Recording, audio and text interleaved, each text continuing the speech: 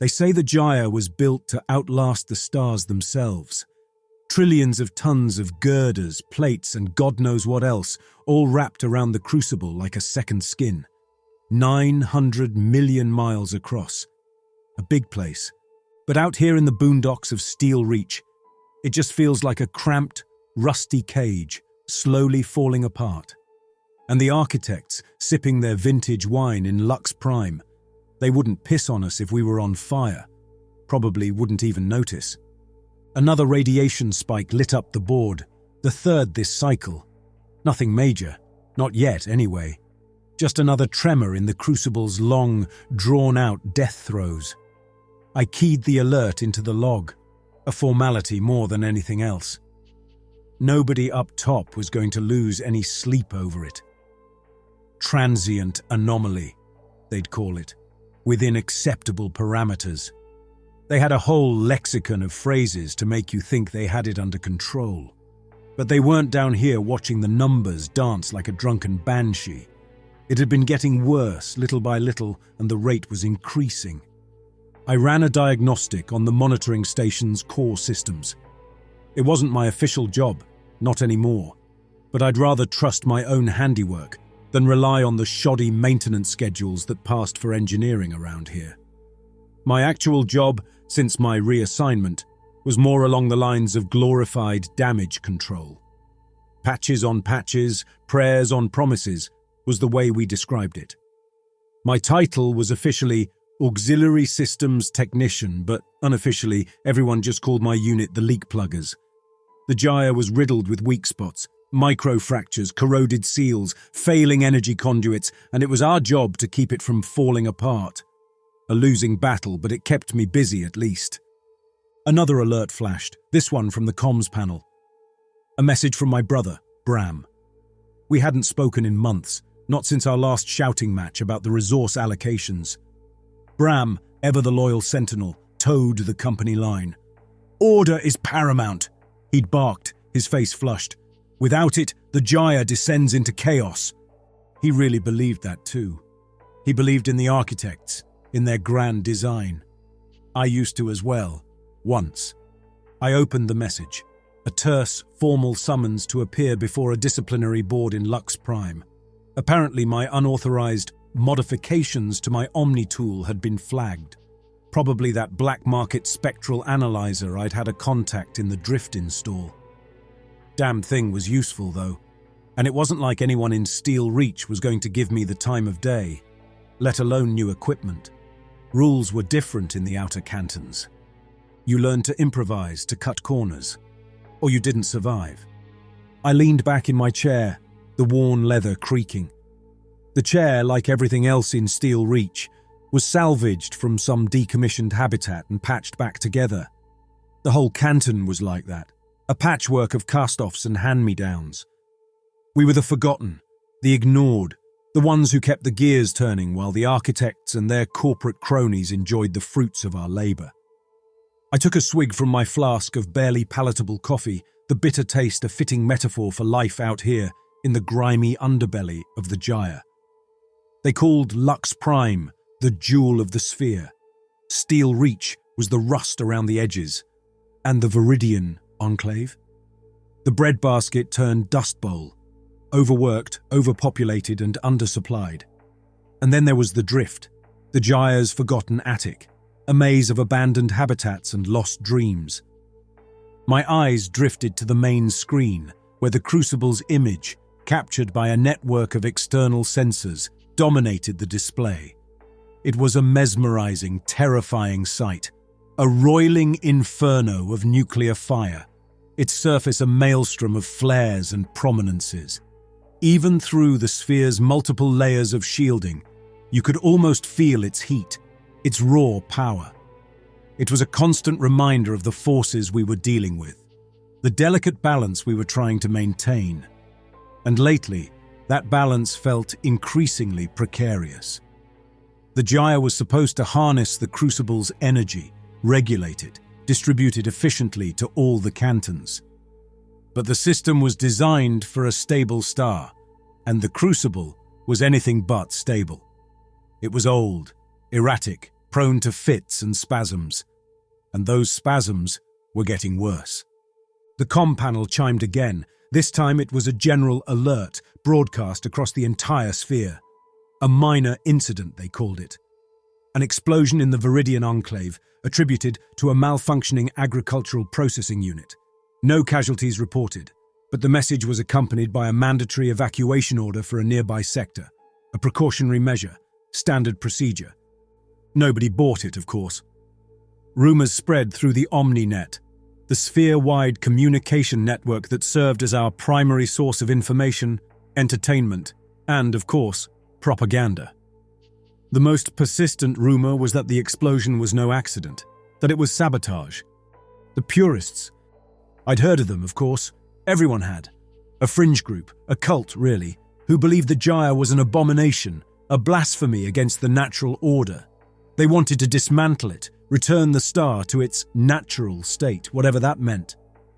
Most people dismissed them as harmless lunatics, a vocal minority who liked to rant on the OmniNet about the evils of technology and the tyranny of the architects.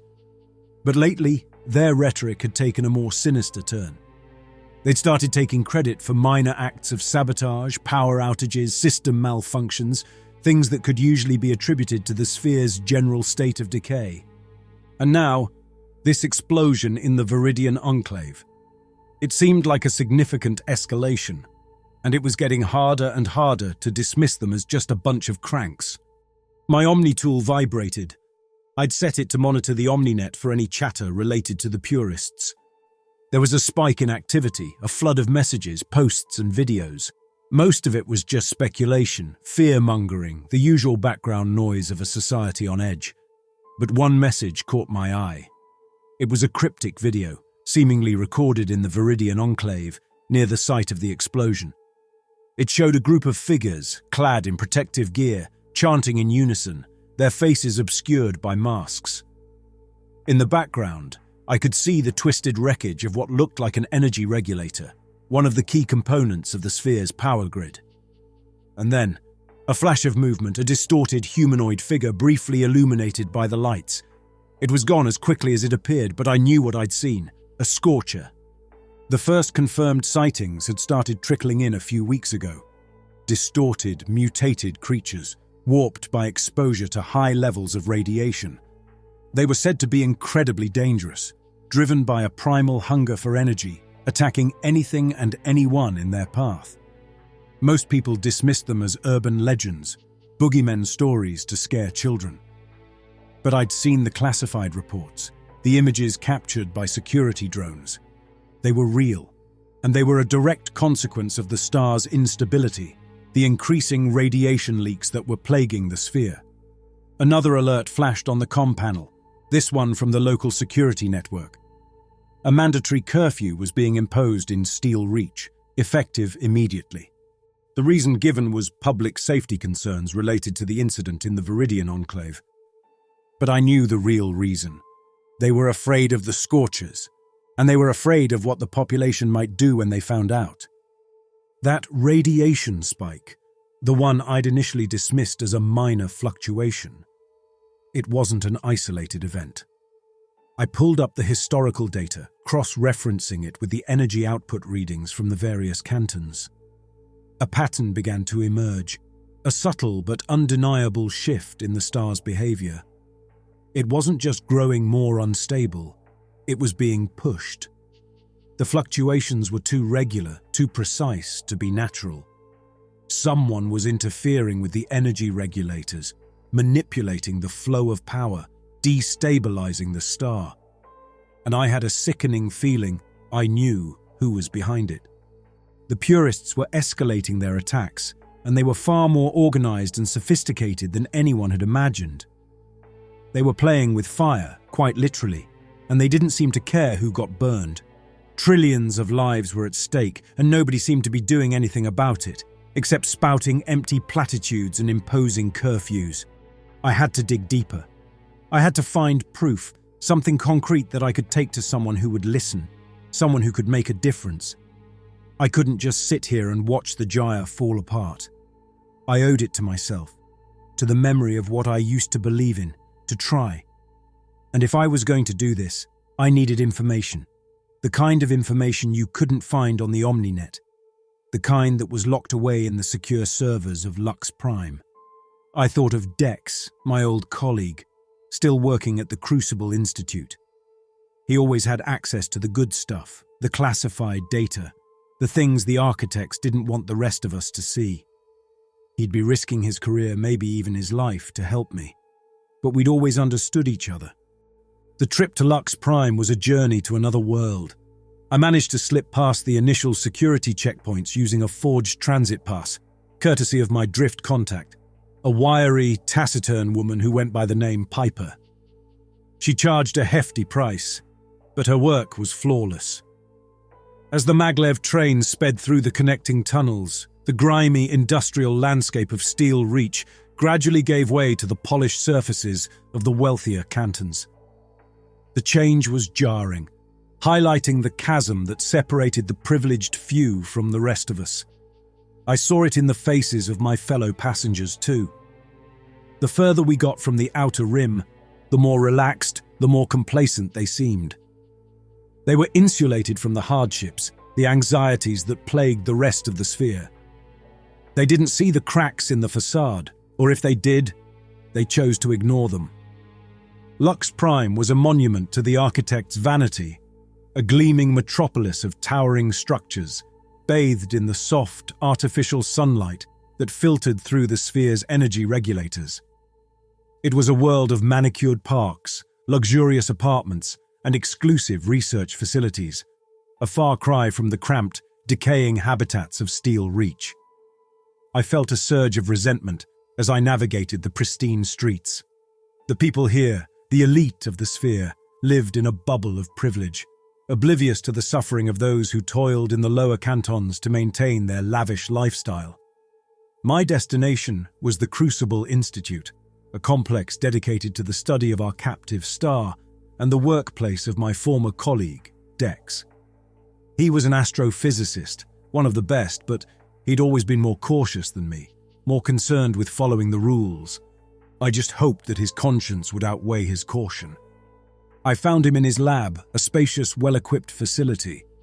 He looked up in surprise as I entered, his eyes widening behind his thick spectacles. "Caspian, what are you doing here?"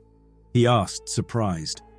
"I thought you were confined to Steel Reach, doing your time, as it were, plugging leaks with that sorry excuse for a team you've been saddled with."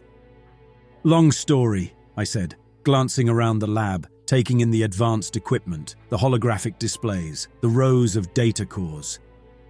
"But let's just say I'm working on a side project, something that requires a little more finesse than my usual duties." I showed him the data I'd collected, the evidence of the sabotage, the deliberate destabilization of the star. This is incredible," he murmured.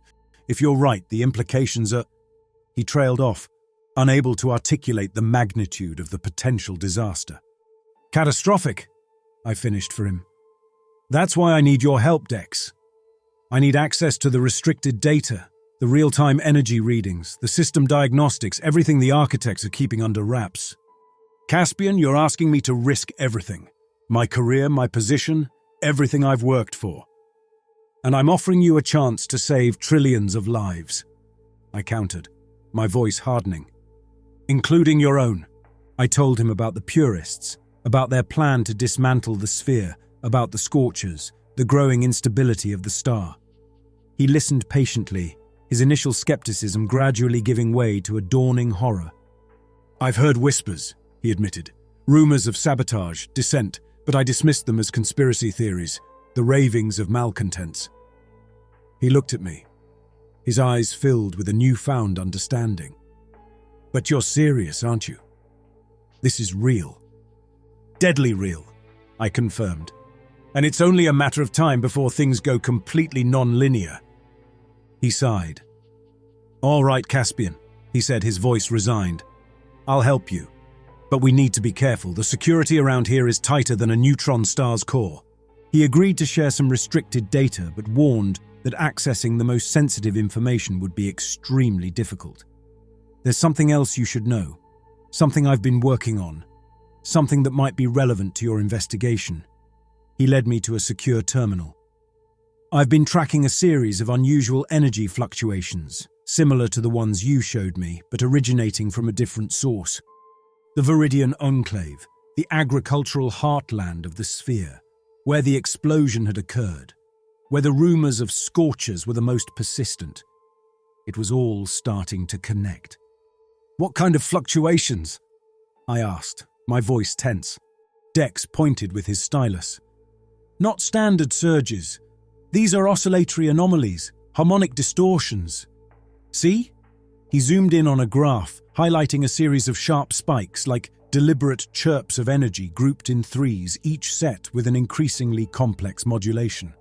"They're originating from this isolated sector in the Viridian Enclave," he said, indicating a flashing area on a schematic of the power grid. "Experimental crop cultivation, mostly automated. What's disturbing is the pattern.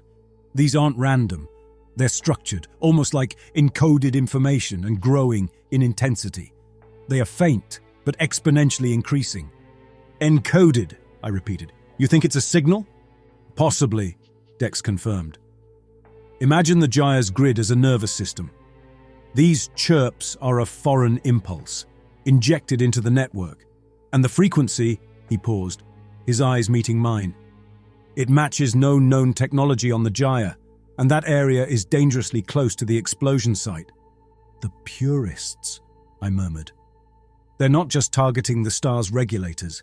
They're hitting the entire infrastructure, disrupting food production, creating chaos." The pieces of the puzzle were starting to fall into place, but the picture they formed was far from comforting. "I need to get to the Viridian Enclave," I said.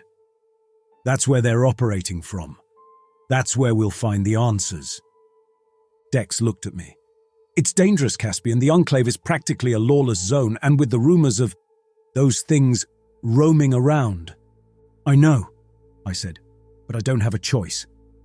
I knew the risks, but I also knew that we were running out of time. The star was growing more unstable by the day, and the solar purists were escalating their attacks. We had to act fast before it was too late. Leaving Lux Prime proved more difficult than I anticipated. Security had been tightened in the wake of the explosion, and my forged transit pass was no longer valid.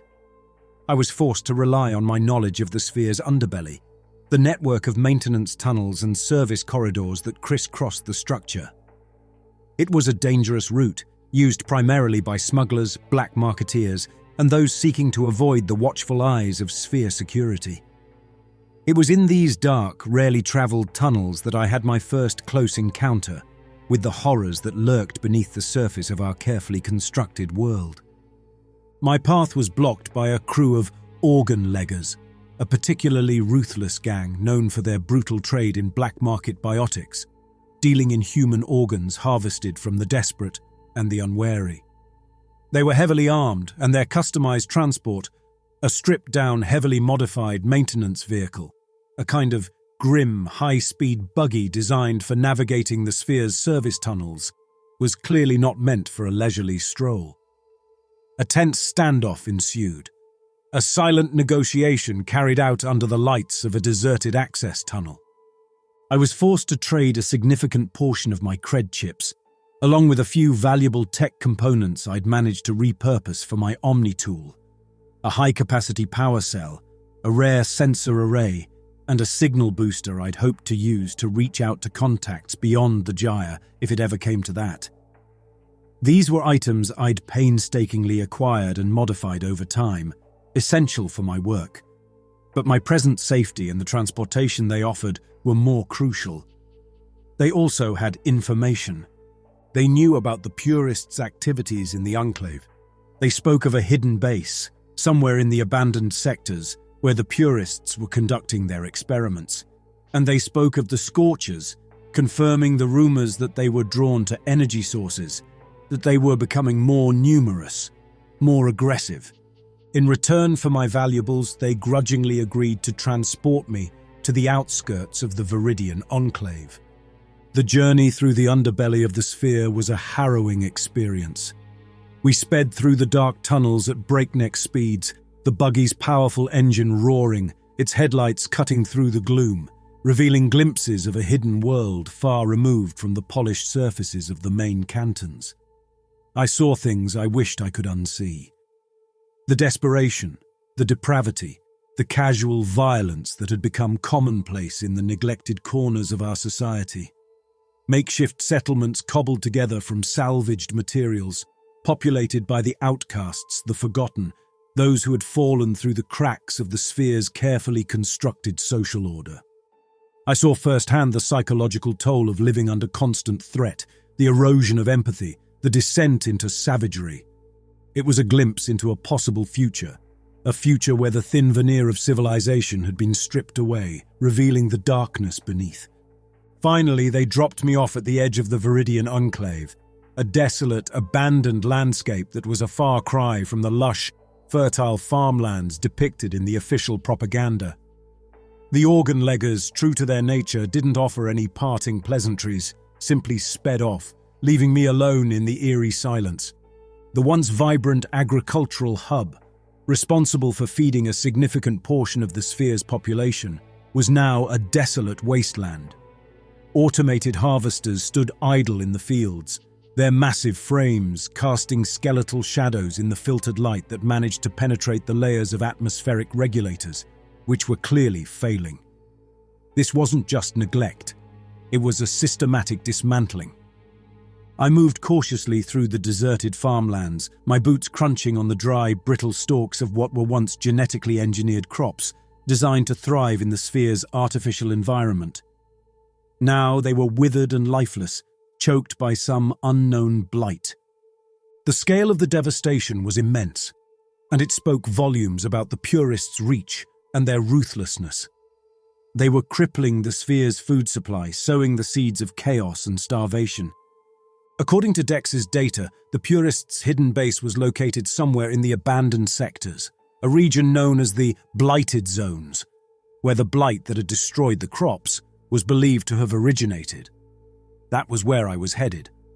I discovered derelict, automated sentry bots, their optical sensors dark and their limbs frozen in contorted positions, and a new type of scorcher.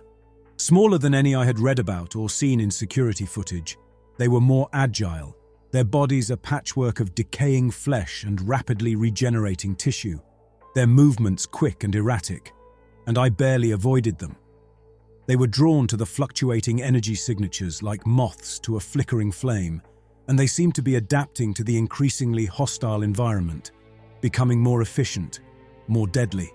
I finally reached the outskirts of the blighted zones, a region marked by a stark demarcation line where the already withered crops gave way to a landscape of utter desolation. Here, the ground was cracked and barren, the air thick with a noxious haze that stung my eyes and made it difficult to breathe, even through the filter on my salvaged rebreather, which was showing signs of strain. The radiation levels were off the charts. My dosimeter screamed a constant, high-pitched warning, urging me to turn back. It was in the blighted zones that I encountered the remnants of the Enclave's security forces, a handful of men, their uniforms tattered, their bodies weakened and displaying early signs of radiation sickness, hair loss, skin lesions, and a persistent hacking cough that rattled their emaciated frames. They were survivors, clinging to life in this forsaken wasteland. Their leader, a veteran named Breaker, regarded me with suspicion. He was missing an arm, the limb crudely replaced with a salvaged prosthetic fashioned from scavenged machinery. "Who are you?"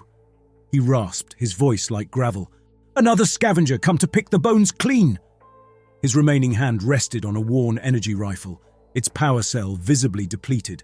"I'm looking for the purists," I said. "I know they're operating in this area. I know they're responsible for what's happening here." He and his men exchanged a dark, knowing look. "The purists!" Breaker spat, the word laced with venom. "They're a cancer, eating away at the gyre from the inside." I told them what I knew about the sabotage, the destabilization of the star, the connection to the harmonic distortions.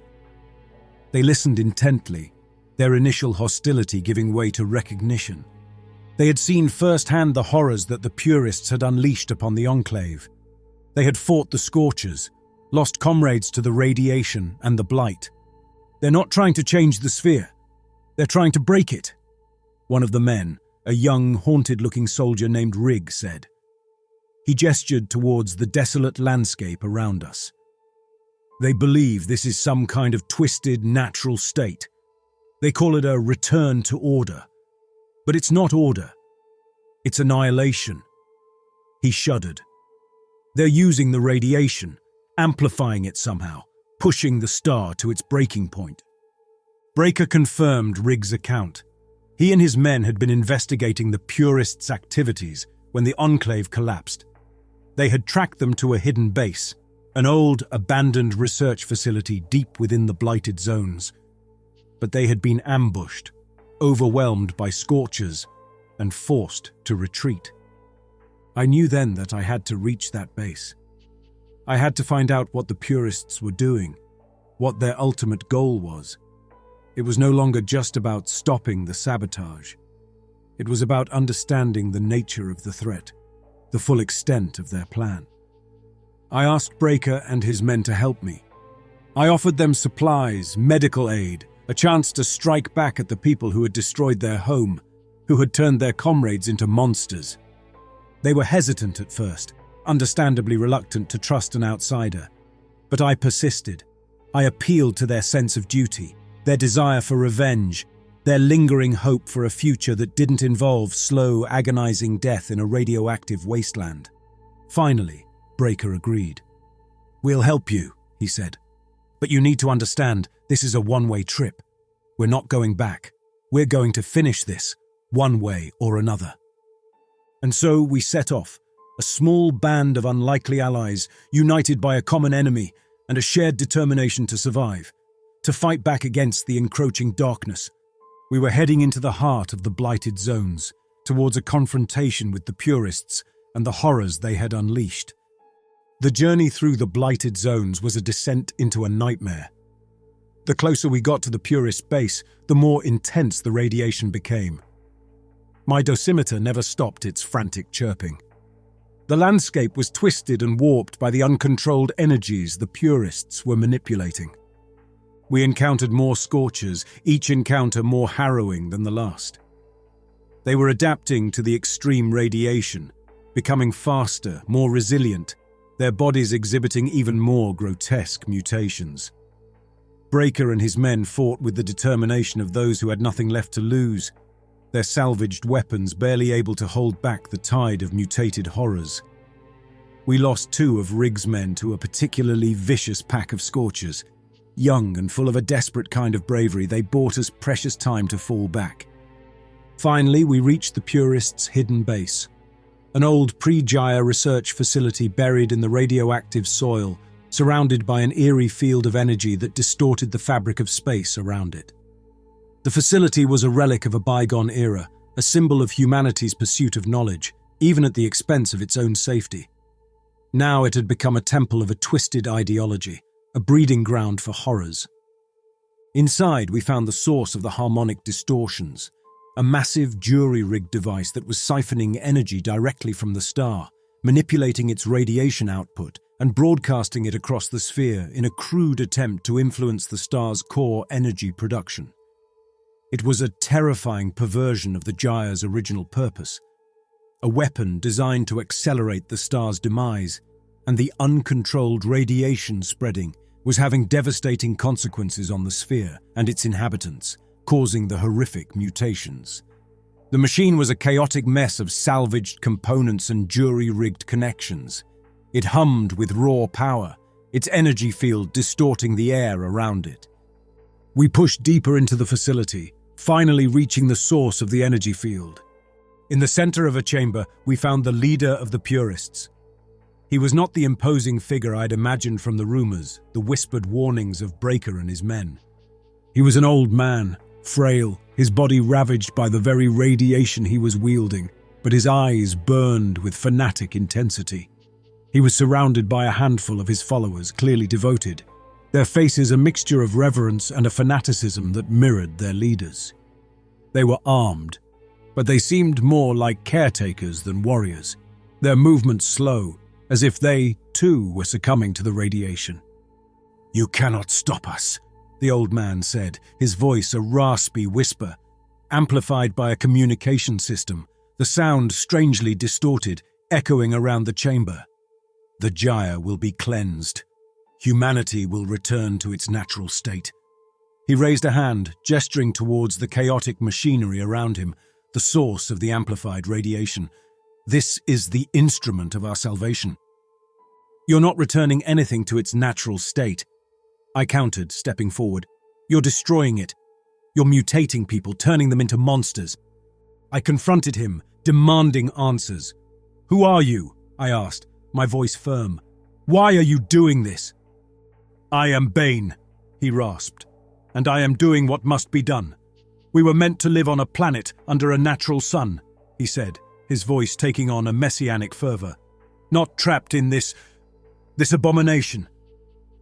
His arguments were a warped reflection of my own earlier misgivings about the sphere, taken to a horrifying extreme.